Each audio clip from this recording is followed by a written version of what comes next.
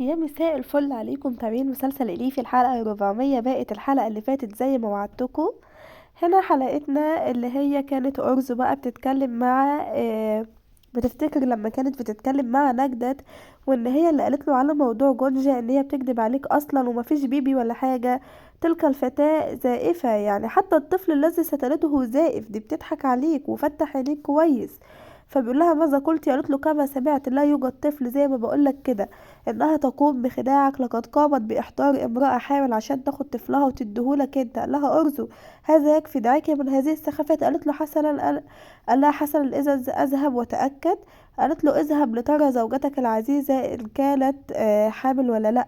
من يدري ما الوضع في البيت الآن. بتفتكر بقى وكانت ايه دلوقتي بتتذكر لما كانت بتسلط ابوها وكده في التليفون. وهنا بقى سومان بتكلمها بتقول لها سيدة أرزو. قالت لها السومان أخبريني في الحال ماذا يجرى.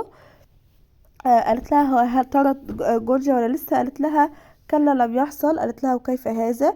قالت لها وانا لم افهم ايضا. دخلها طلعت على غرفتها فوق وما طردهاش ولا اي حاجه حصلت. اهو بتقول لها هل من الممكن انه ما يزال يصدقها هي؟ فقالت لها لا اظن، بما انه جاء الى هناك فبالتاكيد لديه خطه ما. هنشوف دلوقتي ايه اللي هيحصل. قالت لها ولكن عليك ان تري وجه السيده جورجيا دلوقتي. كانت خايفه جدا ومرعوبه. قالت لها انتظري قليلا وهتشوفي ايه اللي هيحصل في جورجيا. فبتقول هنا جورجيا بتكلم نفسها ماذا إن علم نجدة الأمر سينتهي أمري. وقاعدة خايفة. سردار لازم أتصل بسردار عشان يجي يلحقني. لازم أخبره بالأمر. وهتبدأ تتصل مش هتلاقيه بيرد عليها. فدلوقتي بتقول اللعنة لم يجب، حتى سردار لم يجب. فقاعدة جدا خايفة ومرعوبة لا يدخل عليها نجدة ويكتشف الكذبة بتاعتها.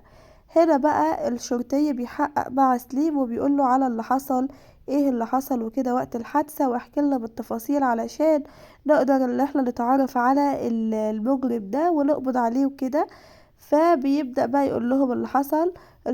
الشرطة تبحث في كل مكان على الكراي وكده.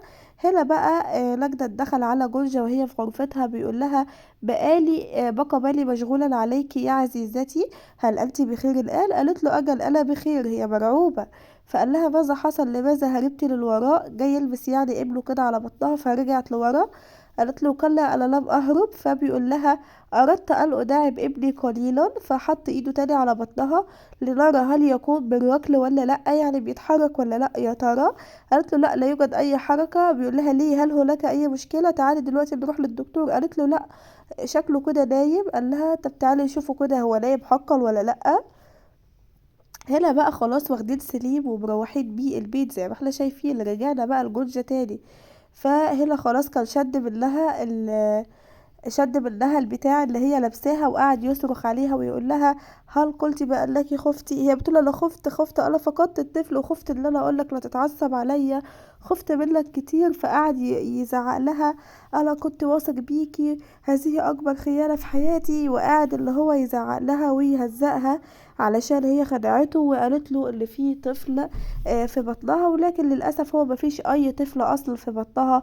بيقول لها ألم تخافي عندما فكرتي بأن تطعنيني في هذه؟ ما فكرتيش في شكلي؟ ما فكرتيش أنا ممكن أعمل إيه فيكي؟ فبتقول له أجل صحيح أنا كنت أريد. فقال لها اسكتي ما تتكلميش. طبعا ده كله وأسوال واقفة على باب الغرفة بتتفرج عليهم وهو بيقول لها لكنك قمت بتدمير جميع أحلامي وقمت بخيانتي. هنا بقى مراد واقف في المطبخ بيقول كيف وجدت ذلك لائقا بأخي سليم. قاعد يلوم نفسه ويعاتب نفسه. لا نقل إني فعلت هذا. ماذا إن ذهبت وأخبرت أختي بكل ده؟ فأنا لا أستطيع إمساك فمي هذا. وقاعد متعصب على نفسه وعايز يهزق نفسه. بيقول لها دخلت عليه زينب بيقول لها أختي أنا آسف جدا.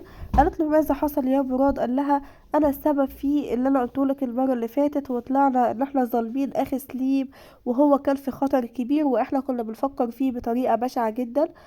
فقعدت تقول له خلاص يا مراد حصل خير وكده. عزيزي مراد انت فقط اخبرتني ما رأيته، انت قلت لي ايه اللي حصل وشفت ايه، ولكن انا اللي كان عليا ان انا مفكرش في حاجة وحشة وكان لازم اكون واثقة في جوزي وكده وفي سليم، ولكن يلا حصل خير وقدر الله ما شاء فعل. وقعدت تهديه. فبيقول لها بتقول له كان بإمكاني معرفة الحقيقة من سليم عندما يرجع للبيت ولكني لأ، أنا فكرت فيه بشكل مش كويس. صدقت الذي رأيته. فبيقول لها دي كانت امور سخيفة وانا كمان صدقتها وتقلبت من ورا ظهره وانا اسف جدا، وقاعد بقى يكبر الموضوع بصراحة، بس هو وهنا مش بقى سليم مستاهل. بعد ما روح طبعا في غرفته وقاعد بيلعب مع اولاد اخوه اللي هو سوري بنات اخوه مع اليف وتوجا، وقاعد بيلعبهم سأقوم بالتهام هاتين الفتاتين، وقاعد بقى بيلعبهم. بص يعني عايزه اقول لكم سوري على صوتي ان هو انا اصلا عندي برد وسكاب وما كنتش قادره اسجل لكم الحلقه، ولكن انا من زمان قوي غايبه عنكم ومش بسجل لكم حاجه، فقلت لازم حتى يعني انزل لكم حلقتين ورا بعض على الاقل.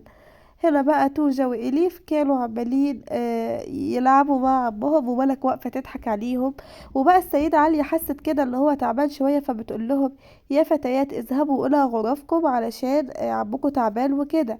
فبيقول لها فبيقول توجا بتقول لها لا انا مش همشي، انا قاعدة هنا، انا عايزة اقعد. فقالت لها اذهبي قليلا يا توجا عشان هو عايز يرتاح.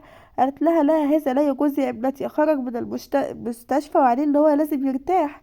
فقالت لها هيا يا توجة وانت ايضا اليس كذلك؟ قالت لها لا برضو مش همشي توجة.